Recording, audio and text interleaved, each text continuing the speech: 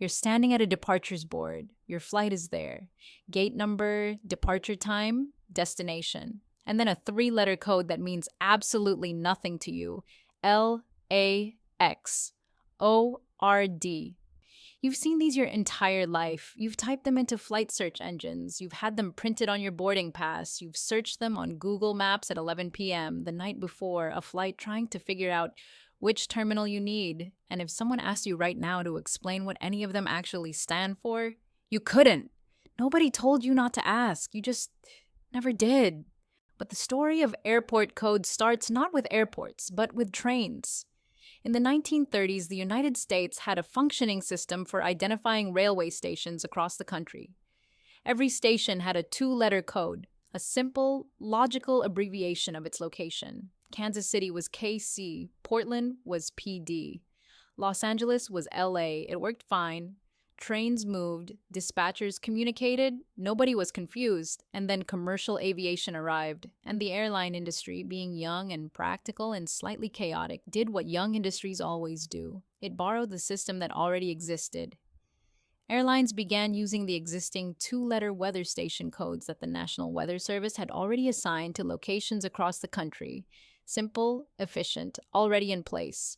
For a while, it worked. Airports adopted the codes of their nearest weather station. LA became LAX. The X didn't stand for anything. It was simply added to expand a two-letter weather code into a three-letter aviation code when the International Air Transport Association decided in the 1940s that two letters weren't going to be enough for a growing global network of airports. So overnight, a system built for weather stations became the foundation of global aviation, and that is why Los Angeles is LAX. The X means nothing. It never did. It is the fossilized remnant of a bureaucratic expansion that happened 80 years ago, and nobody has bothered to change since. But LAX is actually one of the logical ones, because at least you can see the connection. Los Angeles, LA. LAX. The thread is thin, but it's there. Then there's Chicago O'Hare, one of the busiest airports on Earth. The code is ORD, not CHI, not OHR, not anything that resembles the words Chicago or O'Hare. ORD. The reason is that O'Hare Airport was built on the site of a former military airfield. That airfield was called Orchard Field. Before it was renamed to honor World War II pilot Edward O'Hare, the station already had its code, ORD for Orchard. By the time the airport became O'Hare International, the code was embedded in every reservation system, every timetable, every piece of aviation infrastructure that existed. Changing it would have cost more than keeping the wrong name forever, so they kept it. And ORD has been quietly confusing travelers ever since. And O'Hare isn't alone. Washington Dulles is IAD, named after the old Idlewild Airport designation before anyone realized Idlewild was in New York, not Washington. Dallas-Fort Worth is DFW, which at least makes sense, but Dallas Love Field, the other Dallas airport, is DAL, while the city code for Dallas itself is DLS. 3 different codes for overlapping geographies, each one assigned in a different decade by a different body for a different reason, and none of them coordinated with each other. The system was never designed. It accumulated. Portland, Oregon is PDX, the X again. The old 2-letter weather code PD expanded with an X? Fine. But Portland, Maine is PWM, not PDM, not POM, PWM. Named after the jetport's old name, Portland Westbrook Municipal, which itself no longer exists, replaced by an airport that has been called Portland International Jetport for decades. The old name is gone. The building is different. The city barely remembers the original name, but the code stays. And Canada actually has a different problem entirely. When Canada built its airport codes, it added the letter Y to the front of almost everything. Toronto is YYZ. Vancouver is YVR. Calgary is YYC. Why the letter Y? The honest answer is that nobody is completely certain. The most widely accepted theory is that Y was the telegraph prefix used for Canadian weather stations, similar to how American stations use W or K as prefixes for radio stations. And when aviation borrowed the weather station codes, Canada's Y prefix came along for the ride. YYZ in particular has an additional layer. The Z comes from the old Malton Weather Station code, which was assigned before Toronto's airport existed at all. When the airport was built near Malton, it inherited the code. Then Y was added to the front. Then another Y was added because single Y codes were running out.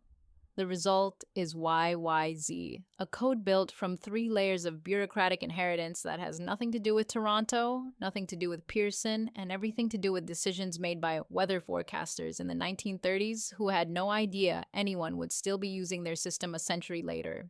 And then there are the codes that seem logical but are wrong for reasons history forgot to explain. Mumbai is BOM because when the airport was coded, the city was still called Bombay. The city changed its name in 1995. The airport code did not. Beijing is PEK because the city was called Peking when the code was assigned. It hasn't been called Peking in common usage for generations. The code remains. And then there's New Zealand's Queenstown Airport, ZQN, which appears to bear no relationship to Queenstown at all until you discover that Q was already taken. So the coder worked backward through available letter combinations until something stuck.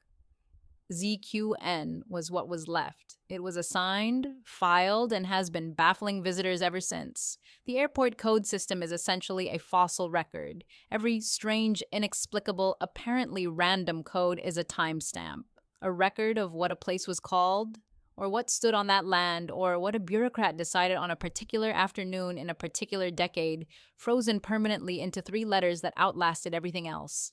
The International Air Transport Association now manages over 10,000 airport codes globally. They've been assigning them since the 1940s, and the rules, such as they are, have never been fully consistent.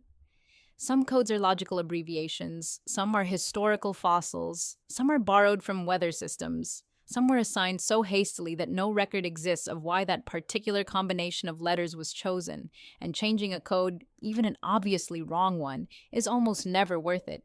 Every airline, every booking system, every piece of aviation software on Earth uses these codes as a primary identifier. A single code change cascades through millions of systems simultaneously. The cost of fixing a confusing 3-letter abbreviation is almost always greater than the cost of leaving travelers confused forever. So the confusion stays. Permanently, by design, because the alternative is worse. There is something deeply human about that too. The cost of fixing a mistake after enough time has passed becomes greater than the cost of living with it. The wrong answer, repeated for long enough, becomes the right answer by default. And 3 letters that meant nothing become the only language a global industry knows how to speak. Which means every time you type a flight code into a search bar, you're touching something much older than you think. You're touching a weather station from the 1930s, a military airfield that no longer exists, a city name that was changed 30 years ago, a telegraph prefix that Canadian forecasters used before commercial aviation was even a concept, a bureaucrat somewhere who ran out of good options and picked ZQN because nothing else was available. The departures board isn't just showing you where planes are going, it's showing you everywhere humans have been. Every name change, every bureaucratic decision, every piece of infrastructure that outlasted the reason it was built. 3 letters, frozen in time, and nobody ever thought to ask why.